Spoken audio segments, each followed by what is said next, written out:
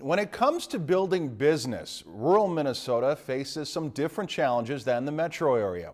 To address those unique barriers, the Greater Minnesota Partnership, a nonprofit group, brought state city leaders from across the region to Bemidji today. Jamil Doneth breaks down the major issues.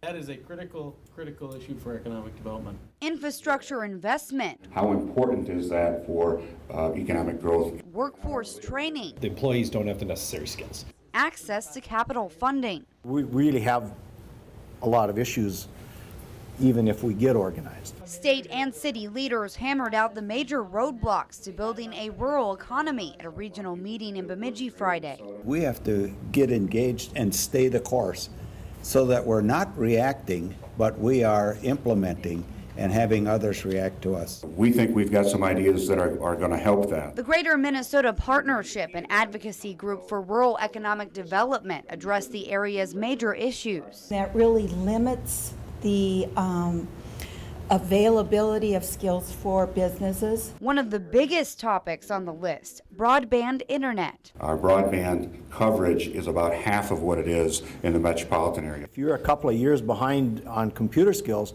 man, you have a really hard time catching up. The organization looks to amend state tax credits and assistance programs to better fit rural development needs. We can't lose sight of those investments that attract and keep talent to the place where the jobs are. But the main tool in strengthening economic development in Greater Minnesota, partnership.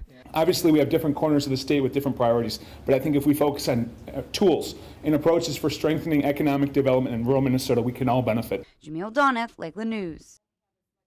The Greater Minnesota Partnership uses the information from its statewide meetings to form its 2014 legislative agenda.